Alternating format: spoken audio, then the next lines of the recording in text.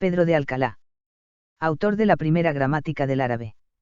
Como tantos españoles que han hecho grande la historia de España, la figura del fraile Jerónimo Pedro de Alcalá es un gran desconocido, pese a ser el autor de la primera gramática y el primer vocabulario del árabe, siendo especialmente meritorio, al no tratarse de su lengua materna. La primera gramática, como sí es bien conocido, fue la del castellano, de Antonio de Nebrija. Poco se sabe de este fraile, natural de Alcalá de Henares, donde vio la luz en torno a 1455, salvo que fue confesor, nada menos que de Fray Hernando de Talavera, primer arzobispo de Granada, tras la toma de esta por los reyes católicos, en 1492, poniendo así fin a una larga reconquista que duró 8 siglos. Un desconocimiento que no pudo resolver el general de la Orden Jerónima, Fray Rafael de Cea, quien en 1807 apremió a los praías de sus conventos a que investigaran en sus archivos para poner luz sobre esta insigne figura. Posiblemente, el ilustre gramático complutense acometió su difícil, a la vez que ilusionante tarea, por indicaciones de Fray Hernando de Talavera, quien siguiendo las directrices de los reyes católicos, querían facilitar la comprensión, al tiempo que fomentar la conversión voluntaria a la fe católica de sus nuevos súbditos moriscos. De tal modo que nuestro protagonista, se planteó sacar a esta gente nuevamente convertida de las tinieblas y muchos errores.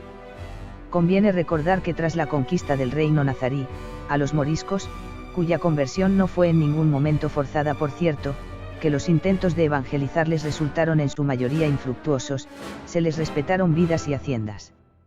Es más, al propio rey Boabdil, los reyes católicos le concedieron un señoría en las Alpujarras, que al cabo de unos años revendió a los propios monarcas, para con sus dineros marchar voluntariamente al norte de África, afincándose en Marrakech, donde murió despreciado por los suyos por haber perdido al andaluz. Además, tras la toma de la ciudad, se prohibió expresamente a los soldados hacerse con botín, siendo compensados con tierras en la recién fundada ciudad de Santa Fe, que luego fue utilizada como modelo por el rey Carlos I, en la planificación de las nuevas villas de los virreinatos americanos. A la gramática arte para ligeramente saber la lengua arahuiga, le seguirá el primer diccionario del árabe a una lengua europea, bajo el título de vocabulista arahuigo en letra castellana.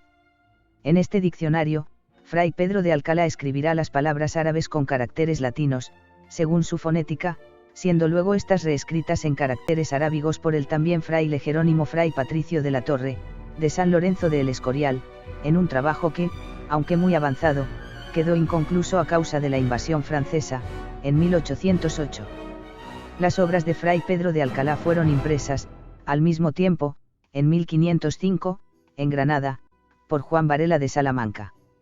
El logro de Fray Pedro de Alcalá se suma al de una pléyade de españoles, muchos religiosos, que fueron pioneros en la elaboración de gramáticas. A la gramática castellana, de Antonio de Nebrija, primera editada de una lengua moderna y publicada en 1492, le siguió la escrita en náhuatl de Andrés de Olmos en 1547, es decir, la lengua de los mexicas. También conviene recordar la primera gramática del chino y del japonés, escritas ambas por dos españoles, el dominico Francisco Díaz, en 1643, y el franciscano Melchor Ollanguren de Santa Inés, en 1738, respectivamente, la del tagalo, de Francisco de San José Blancas, en 1745, y así sucesivamente hasta más de 600 gramáticas escritas por españoles, la mayoría religiosos, y todas ellas las primeras de la historia. Jesús Caraballo.